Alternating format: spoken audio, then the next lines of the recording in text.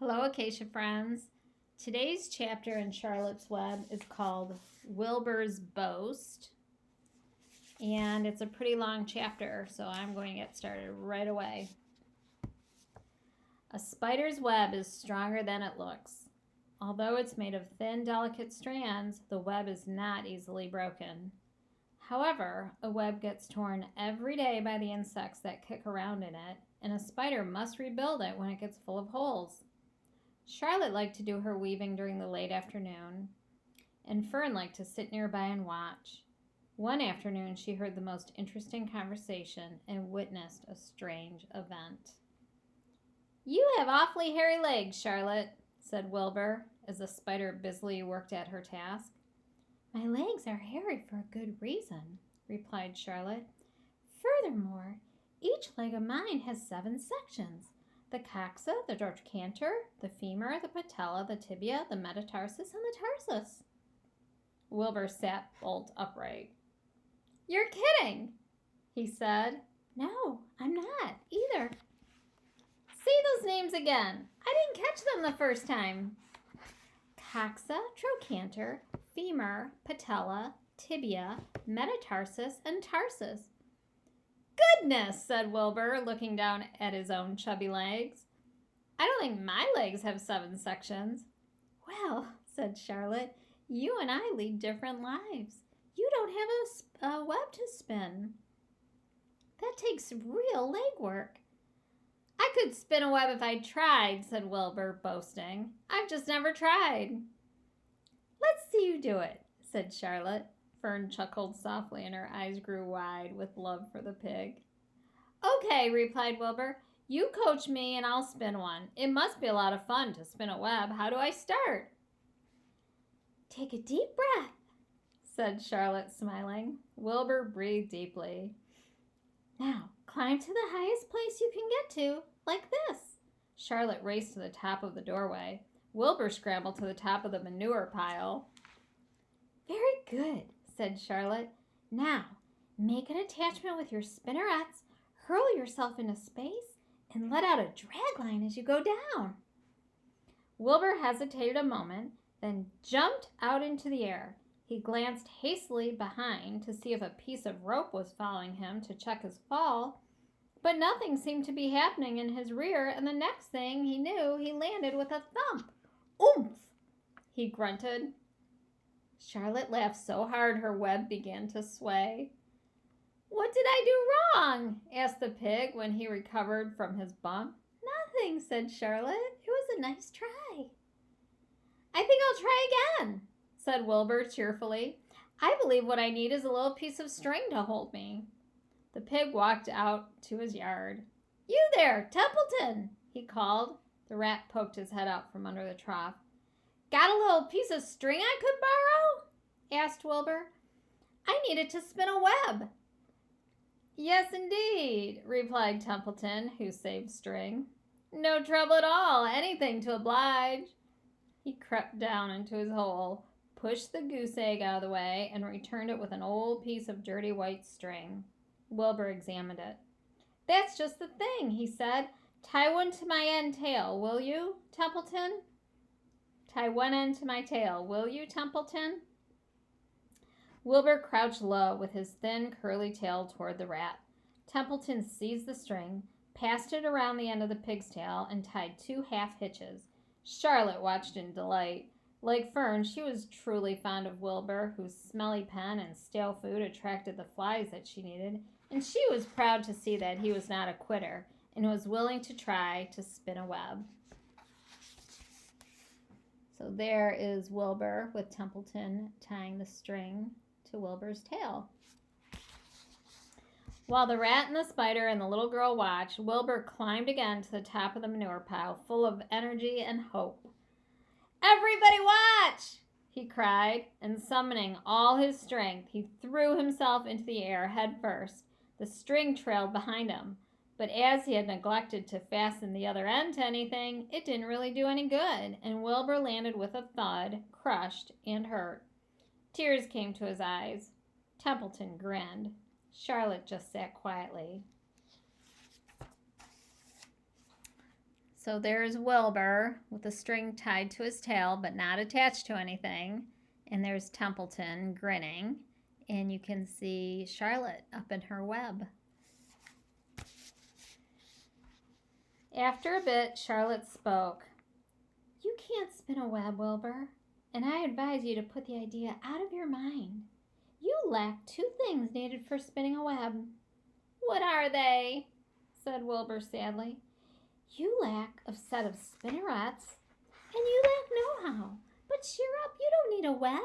Zuckerman supplies you with 3 big meals a day. Why should you worry about trapping food? Wilbur sighed. You're so much cleverer and brighter than I am, Charlotte. I guess I was just trying to show off. Serves me right. Templeton untied his string and took it back to his home. Charlotte returned to her weaving. You needn't feel too badly, Wilbur, she said. Not many creatures can spin webs. Even men aren't as good at it as spiders, although they think they're pretty good, and they'll try anything. Did you ever hear of the Queensboro Bridge? Wilbur shook his head. Is it a web? Sort of, replied Charlotte. But you know how long it took men to build it? 8 whole years. My goodness, I would have starved to death waiting for that long. I can make a web in a single evening. What do people catch in the Queensboro Bridge? Bugs? Asked Charlotte. No, said Charlotte. They don't catch anything.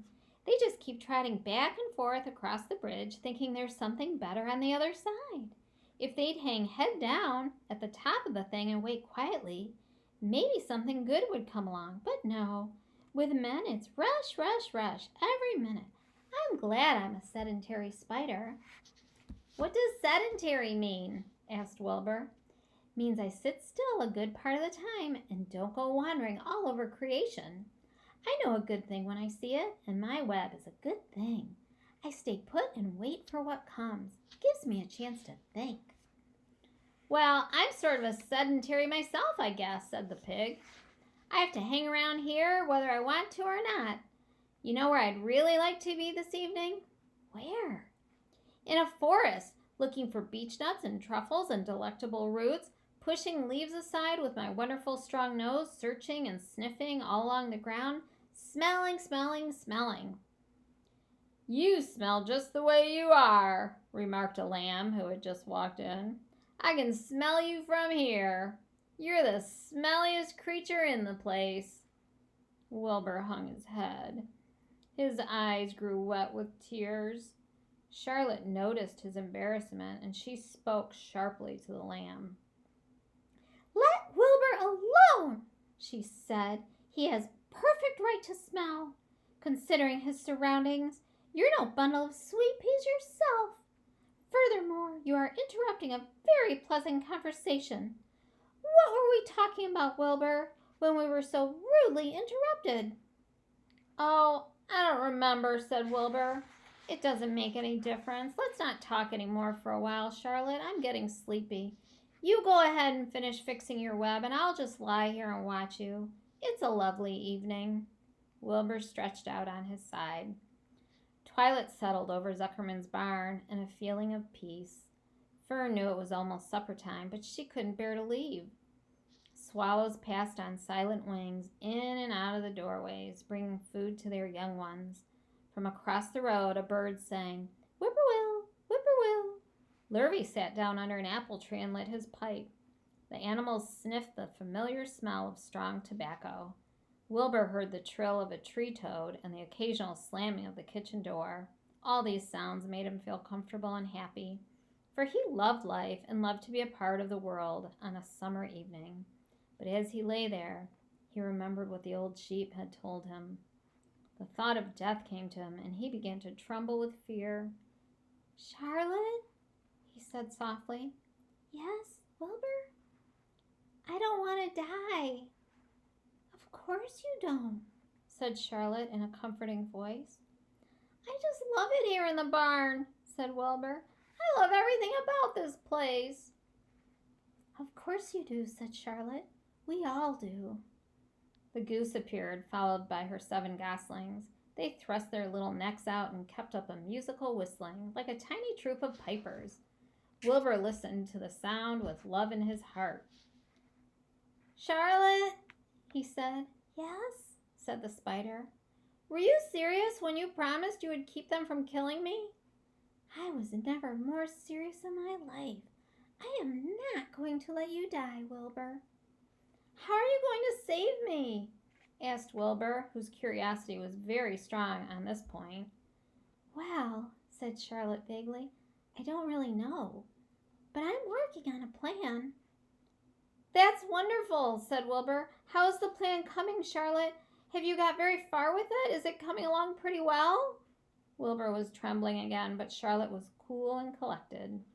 "Oh, it's coming all right," she said lightly.